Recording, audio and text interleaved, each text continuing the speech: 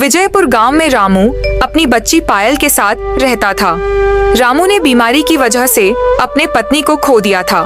उसे दिन रात अपनी बच्ची पायल की चिंता सताती कि पायल अपनी माँ के बिना कैसे रहेगी।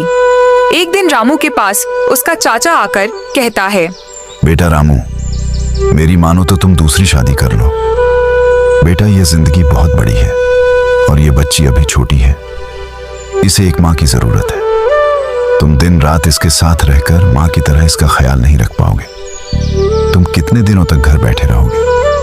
अगर काम नहीं करोगे तो तुम्हारा खेत बंजर हो जाएगा और तो और तुम्हारा घर कैसे चलेगा। खुद के बारे में ना सही, लेकिन अपनी छोटी बच्ची के बारे में सोचो और मेरी मानो तो शादी कर लो।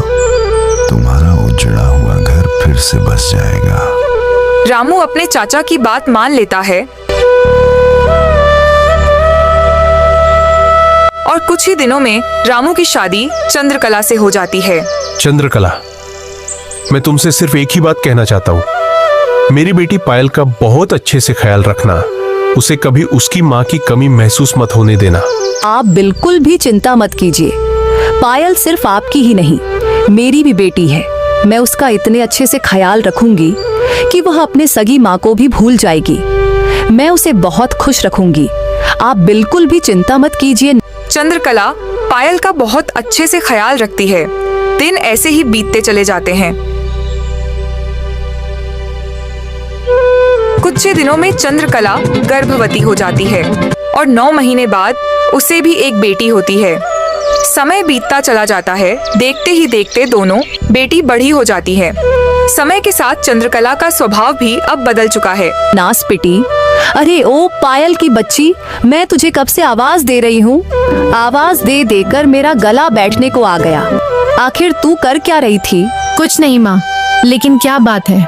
मुझे आपकी आवाज सुनाई ही नहीं दी। रोशनी खाना खाने बैठी है।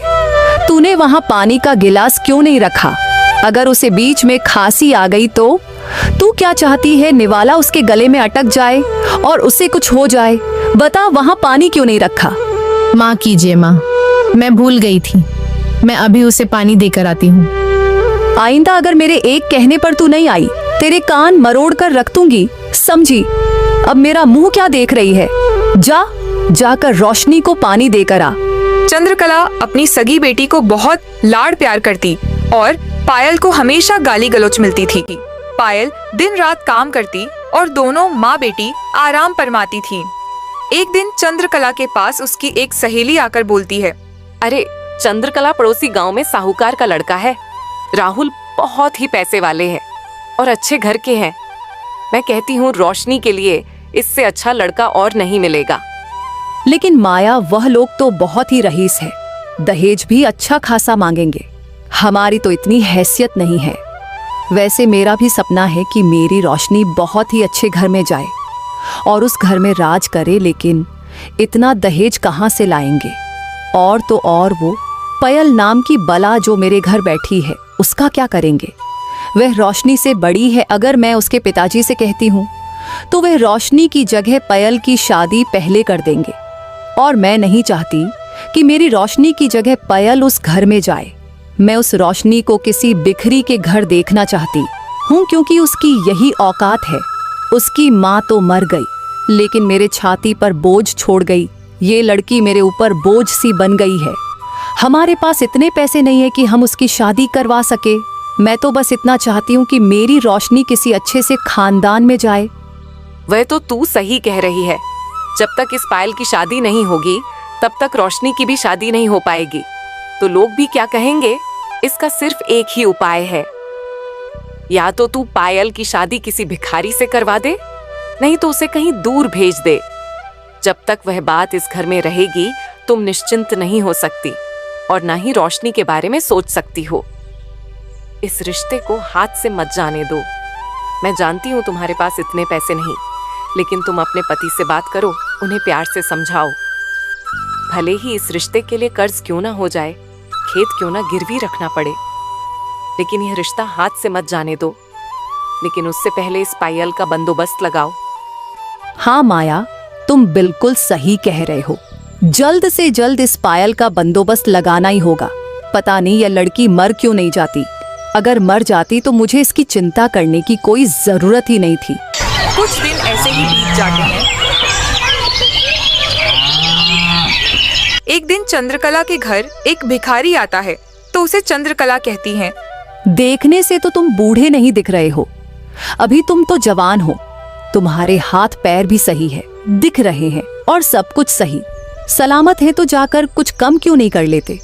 यहाँ मेरे दरवाजे पर क्यों भीख मांग रहे हो? निकल जा यहाँ से, कुछ नहीं मिलेगा। भिखारी कहीं का। वह भिखारी वहाँ से चला जाता है। फिर 2-3 दिन ऐसे ही गुजर जाते हैं। एक दिन चंद्रकला पायल को बहुत डांट रही होती है, उसे बहुत बुरा भला कह रही होती है। तभी वह भिखारी भी वहीं से गुजर रहा होता है। कलमू ही कर्मजली, निकल जा मेरे से घर से। जब तक तू इस घर में है, इस घर से मनहूसियत नहीं जाएगी। तू एक मनहूस लड़की है, तेरे रहते हुए हम लोगों का कभी भला नहीं हो सकता। तुझे इस घर से जाना ही होगा। वैसे भी तू किसी काम की नहीं है, ना काम की ना काज की। तेरे वजह से सिर्फ मेरे घर का अनाज ही कम हो रहा है और कुछ नहीं। तू हमारे लिए कभी कुछ नहीं कर सकती। अब हमारे ऊपर और बोझ बनकर मत रहे, निकल इस घर से। माँ, आखिर मैंने किया क्या है जो आप मुझे घर से निकाल रहे हो? ऐसा मत करिए, मैं कहाँ जाऊंगी आपके सिवा? मेरा है ही कौन? कहीं भी जा नहीं तो कहीं जाकर अपनी जान दे दे, लेकिन या मनहूस चेहरा लेकर दोबारा मेरे सामने मत आना, वरना मैं तुझे खुद अपने हाथों से जान से मार दूंगी। निकल। उस भिखारी को ये सब देखा नहीं जाता। वो बोल पड़ता है, अरे चाची, आप इन्हें इतना क्यों सुना रहे हो? बेचारी से कोई भूल हो गई होगी तो माफ कर दीजिए। उसे घर से मत निकलिए, ये ठीक नहीं है। वो आपकी बेटी है, कहाँ जाएगी? ये भिखारी की औलाद, तुझे किसने बोला? बीच में बोलने के लिए तेरी हैसियत ही क्या है? तुझे इसकी इतनी क्यों पड़ी है? और वैसे भी ये मेरी कोई सगी बेटी नहीं है। मेरी सगी बेटी तो ये है जो तुम्हारे सामने खड़ी है। ये मेरी सौतन की औलाद है। पता नहीं जब इसकी माँ मर गई थी तब ये क्यों नहीं मर गई, तो मुझे ये दिन देखना नहीं पड़ता। और तुझे इस पर इतनी ही दया आ रही है तो इसे अपने साथ लेकर जा।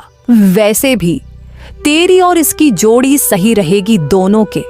दोनों भीख मांगकर खाना, इसकी हैसियत भी तेरे जितनी ही है और यही इसका नसीब है। माँ, आप ये क्या कह रही हैं? मैं इसके साथ नहीं जाऊंगी, मुझे घर से मत निकालिए। आप मुझे ऐसे किसी के साथ कैसे भेज सकती हैं? यहाँ से ज्यादा मुंह मत चला, नहीं तो तेरी जुबान खींचकर रख दूंगी। तेरी वजह से पहले ही मेरा दिमाग बहुत खराब हो चुका है। अगर मुझे ज्यादा गुस्सा दिलाने की कोशिश की तो मेरा हाथ उठ जाएगा। तुझे मार मार कर इस घर से निकाल दूंगी। इससे अच्छा चुपचाप इसके साथ चली जा। और हाँ सुन बेव भिखारी, तुझे इसकी बहुत पड़ी थी ना, अब तू ही इसे लेकर जाएगा। अरे मुफ्त में लड़की मिल रही है, इससे बड़ी बात तेरे लिए और क्या हो सकती है? आज तक तुझे भीख में रोटी मिली होगी, थोड़े बहुत चिल्लर पैसे मिले होंगे, लेकिन मैं तो तुझे अपनी लड़की दे रही हूँ।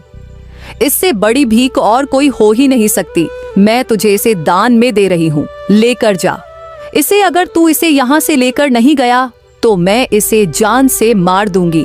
वह भिखारी चंद्रकला को बहुत समझाने की कोशिश करता है, लेकिन चंद्रकला बहुत गुस्से में होती है। उसे कुछ भी करके पायल को उस घर से निकलना होता है। वह किसी की कुछ नहीं सुनती और घर के अंदर जाकर दरवाजा बंद कर लेती है।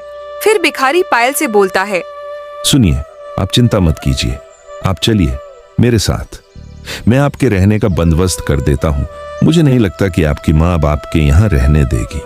मैंने आज तक ऐसी माँ नहीं देखी। भले ही आप उनकी बेटी नहीं हो, लेकिन आप दोनों का रिश्ता तो माँ बेटी का ही है ना। उन्हें आपके साथ ऐसा नहीं करना चाहिए था। आपका यहाँ रुकना ठीक नहीं है। आप मेरे साथ चलिए। नहीं, मैं तुम्हारे साथ नहीं जाऊंगी। मैं अपनी जान दे दूंगी। वैसे भी मैं अब जीना नहीं चाहती। मेरा इस दुनिया में कोई नहीं है। मैं इनके ऊपर बोझ बन चुकी थी, शायद इसलिए माँ ने मुझे घर से निकाल दिया। अब मैं तुम्हारे ऊपर बोझ नहीं बनना चाहती। मेरा मर जाना ही सही है। आप मेरे ऊपर कोई बोझ नहीं हो। जब तक सब ठीक नहीं हो जाता, आप मेरे साथ चलिए। मैंने कहा ना, मैं आपके रहने का बंदोबस्त लगा दूंगा। और जान देना किसी बात का हल नहीं होता। परेशानियों से हमें लड़ना चाहिए, ना कि उनसे भागना चाहिए। जितना परेशानी से भागोगे उतनी ही परेशानियां तुम्हारा पीछा करेंगी। परेशानी से लड़ना सीखो, भागना नहीं हो। तुम चलो मेरे साथ। वो भिखारी पायल को बहुत समझता है। फिर पायल उसकी बात मान लेती है और उसके साथ चली जाती है।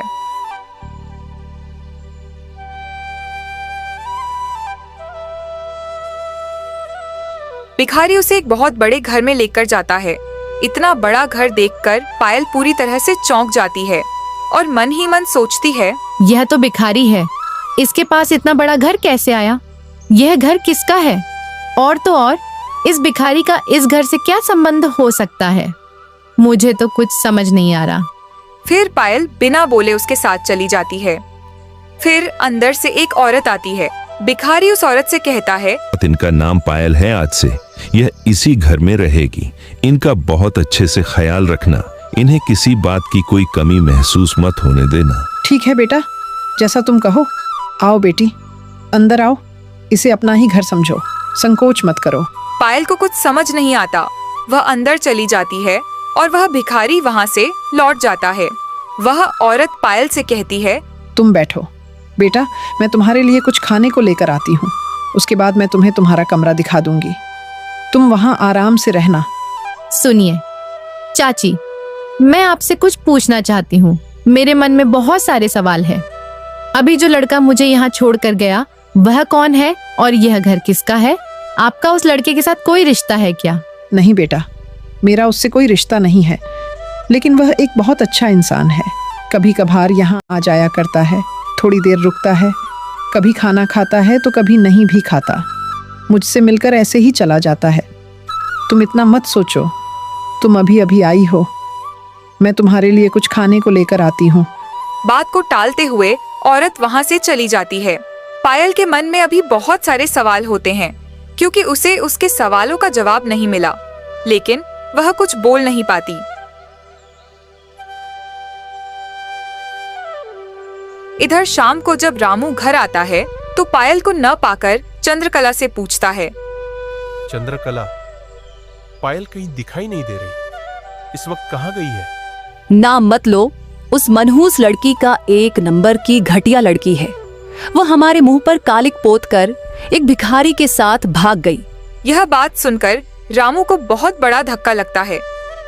ये तुम क्या कह रही हो चंद्रकला? ऐसा हो ही नहीं सकता। पायल किसी भिखारी के साथ क्यों भागेगी? तुम झूठ बोल रही हो। मैं कोई झूठ नहीं बोल रही। मैं आपकी कसम खाकर कहती हूँ, मैं सच कह रही हूँ। मेरा यकीन कीजिए, वह आज किसी भिखारी के साथ भाग गई। मुझे यह गांव वालों से पता चला। मैं तो किसी को मोह दिखाने के लायक नहीं रही।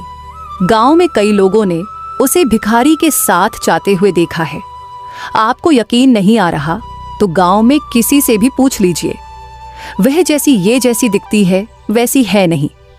मैंने आपको कई बार कहा, लेकिन आपकी आंखों में तो उसके प्यार की पट्टी बंधी हुई थी, इसलिए आप कभी सच देख ही नहीं पाए।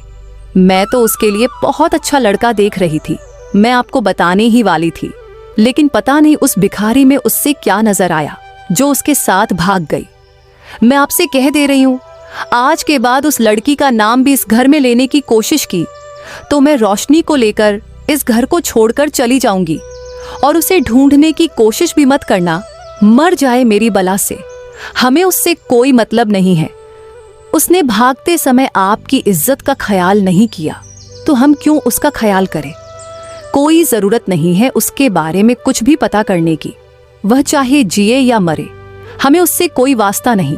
आज के बाद आप इतना समझना कि हमारी सिर्फ एक ही बेटी है और वह है रोशनी है। अब आपको सिर्फ रोशनी के बारे में सोचना है, उसके भविष्य के बारे में सोचना है। उस मनहूस और घटिया लड़की के बारे में सोचने की कोई जरूरत नहीं है। रामू को यह सुन बहुत बुरा लगता है। चंद्रकला उससे अपनी बातों में ले लेती है और वह उसकी बात मान लेता है। चंद्रकला के सामने रामू की एक भी नहीं चल पाती। उसका सर शर्म से झुक जाता है। कुछ दिन ऐसे ही बीत जाते हैं। यहाँ पायल अपने कमरे में आराम कर रही होती है और सोचती है, आखिर मेरी क्या गलती थी? माँ ने मुझे घर से क्यों निकाला? हे भगवान, आपने मेरे साथ ऐसा क्यों किया? बचपन में आपने मेरी माँ मुझसे छीन ली, तब आपको मुझ पर जरा भी दया नहीं आई। जब मुझे मेरी नई माँ मिली तब मैं खुशी से झूम उठी थी कि मुझे माँ का प्यार फिर से नसीब होगा। लेकिन जैसे ही रोशनी का जन्म हुआ, माँ पूरी तरह से बदल चुकी थी। उनका प्यार मेरे लिए बिल्कुल खत्म हो गया था। तब से लेकर आज तक वह मुझसे बस नफरत ही करती आई है। उन्होंने कभी मुझसे प्यार से बात भी नहीं की।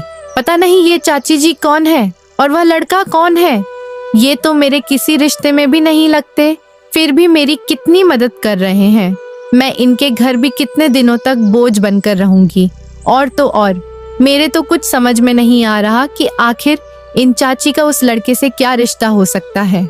और वह लड़का तो भीख मांगता है, फिर इतने बड़े घर में उसकी जान पहचान कैसे?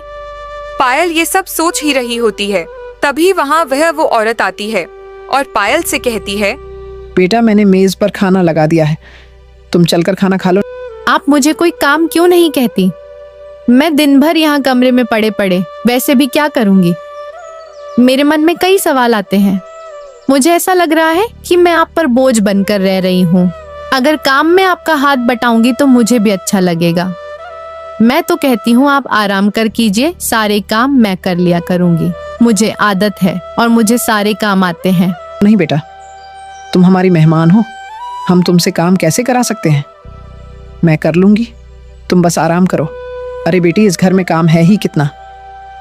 नहीं चाची जी, मेहमान की एक सीमा होती है। मैं तो न जाने कितने दिनों से यहाँ रह रही हूँ, और अगर आपने मुझे काम करने से मना किया तो मैं यहाँ नहीं रहूंगी, क्योंकि मुझे ऐसे अच्छा नहीं लगता कि आप मेरे लिए खाना पकाती हैं और मैं मुफ्त में पड़े पड़े बस रोटियां तोड़ रही हूँ। मुझे ये सब ठीक नहीं लग रहा। एक तो आप मुझे काम करने दीजिए, वरना मुझे यहाँ से जाने दीजिए। जो भी काम होता है घर के नौकर देख लेते हैं, बस मैं तो खाना ही पकती हूँ, क्योंकि नौकर के हाथ का खाना मुझे स्वाद नहीं लगता, इसलिए मैं अपने हाथ से ही पकाती हूँ। बाकी सारे काम तो नौकर ही कर लेते हैं। अगर तुम्हें खाना बनाने में मेरा हाथ ही बटाना है तो तुम बटा सकती हो। यहाँ से जाने की बात मत करो, वरना तुम्हें जो लड़का यहाँ छोड़कर गया था कि वो मुझे नाराज हो जाएगा। जैसा तुम्हारा मन है तुम वैसे रहो। उस लड़के की बात सुन पायल फिर से सोच में पड़ जाती है। आखिर वह लड़का है कौन? ये चाची जी उस लड़के से इतना डरती क्यों है? वो तो एक भिखारी है। मेरी तो कुछ समझ नहीं आ रहा। मैंने इनसे कई बार पूछने की कोशिश की, लेकिन यह भी मुझे कुछ नहीं बताती। हर बार मेरी बात को टाल देती है। पता नहीं मुझे मेरे सवालों का जवाब कब मिलेगा। फिर एक दिन वह भिखारी फिर से उस घर में आता है। खाना तो बन गया है ना? मुझे बहुत तेज भूख लगी है, जल्दी से मेरा खाना लगा दो। हाँ बेटा, तुम रुको, मैं अभी लगा देती हूँ। वह भिखारी वहाँ बैठकर खाना खाता है और खाना खाने के बाद एक कमरे में जाकर आराम करता है। फिर थोड़ी देर बाद वहाँ से निकल जाता है। यह सब देख पायल के होश उड़ा जाते हैं। पायल सोच में पड़ जाते हैं। एक भिखारी होकर ये इतने बड़े घर में, इतने बड़े कमरे में आराम से रह रहा था, और ये चाची भी उसे प्यार से खाना खिला रही थी और उन्हें जाने से रोका भी नहीं। आखिर ये हो क्या रहा है? आखिर ये घर किसका है? ये चाची जी कौन है? जरूर इन दोनों का कुछ तो रिश्ता है। और इस घर के बाकी सदस्य कहाँ हैं? यहाँ सिर्फ अकेली चाची जी क्यों रहती हैं? जरूर कुछ तो गड़बड़ है। दिन बीतते चले जाते हैं। इधर रोशनी की भी शादी एक बहुत बड़े घर में हो जाती है। रोशनी उस घर में मजे से रह रही होती है। रोशनी, मैं बहुत खुश नसीब हूं कि मुझे तुम जैसी पत्नी मिली। रोशनी, मेरी बस एक बात सुनो। मैं अपनी बेटी माँ से बहुत प्यार करता हूं। कभी मेरी माँ को किसी शिकायत का मौका मत देना। वो जैसा कहती है वैसा करना। हमेशा उन्हें खुश रखने की कोशिश करना, और तुम्हारी खुशी की जिम्मेदारी मेरी। मैं तुम्हें हमेशा खुश रखूंगा। आप बिल्कुल भी चिंता मत कीजिए, मैं माँ जी को कभी शिकायत का मौका नहीं दूंगी। आखिर आपकी माँ भी तो मेरी माँ की तरह ही है। कुछ दिन ऐसे ही बीतते चले जाते हैं। वक्त के साथ राहुल का रवैया रोशनी के प्रति बदलने लगता है। राहुल अब पहले की तरह रोशनी से बात नहीं करता। वह उसे अनदेखा करता है और तो और ज्यादातर बाहर ही रहता है। एक दिन देर रात को घर शराब पीकर आता है और सो जाता है। ये क्या, अब ये शराब भी पीने लगे हैं? हमें तो बताया गया था कि ये लड़का बहुत अच्छा है, इसे किसी बात का कोई शौक नहीं है, लेकिन आजकल तो ये देर रात तक बाहर रहते हैं और तो और आज तो ये शराब पीकर आए हैं। मेरा तो नसीब ही फूट गया, जो मेरी ऐसे आदमी से शादी हो गई, इसने तो मुझसे प्यार से बात करना भी बंद कर दिया है। मैं इस घर में किसके सहारे रहूंगी? रोशनी बहुत चिंता में पड़ जाती है। एक दिन रोशनी की सास भी रोशनी से कहती है, वहू, तुमने अभी तक खाना नहीं बनाया? तुम इतनी देर तक कर क्या रही थी? क्या तुम नहीं जानती मुझे समय पर खाना चाहिए? आज सारे नौकर छुट्टी पर हैं। तुम्हें तो पता है, फिर नौकरों की जगह तुमने घर के काम क्यों नहीं किए? माफ करना माँ जी, मैं अभी करती हूँ।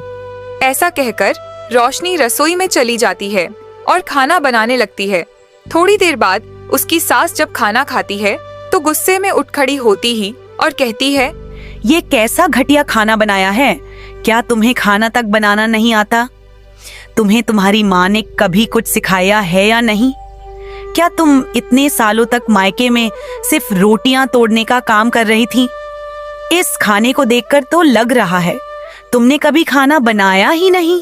इतना घटिया खाना और बेस्वाद खाना मैंने जिंदगी में कभी नहीं खाया।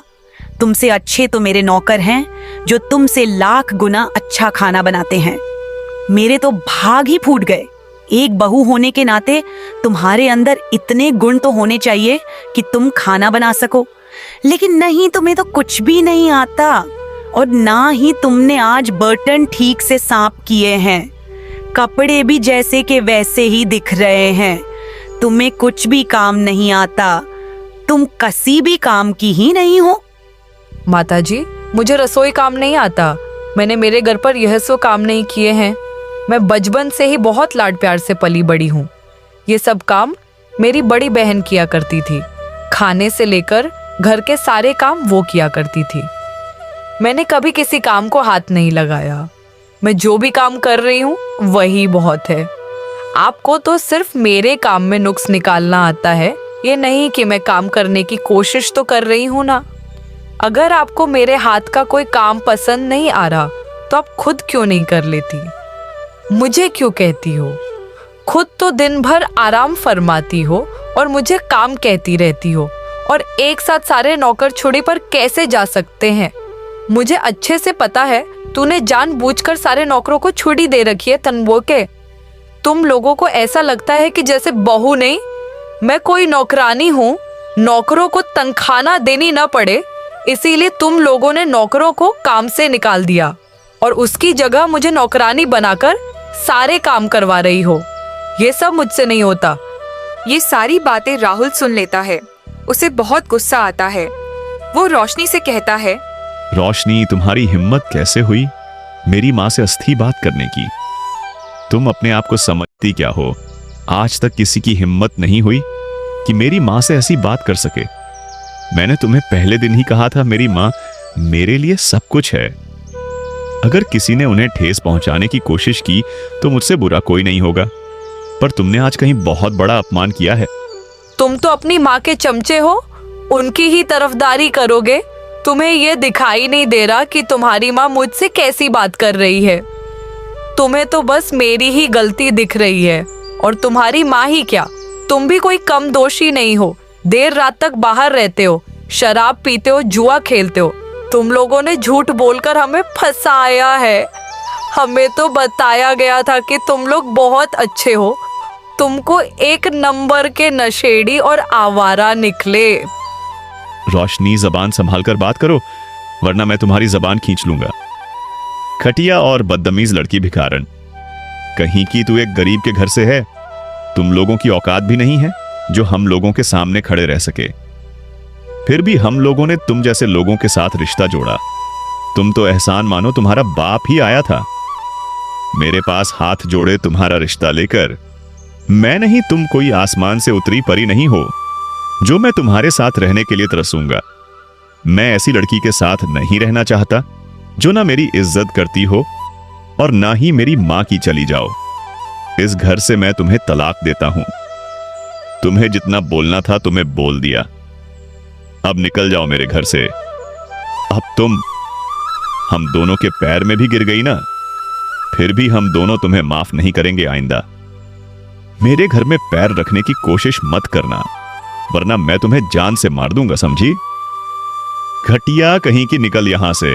इतनी सारी बातें सुन रोशनी की भी पैरों तले जमीन खिसक जाती है और रोशनी भी गुस्से से वहां से निकल जाती है और अपने घर जाकर चंद्रकला को सारी बातें बताती है। चंद्रकला और रामू यह सारी बात सुनकर बहुत चिंता में पड़ जाते हैं। यह बात सुनकर रामू को धक्का सा लगता है।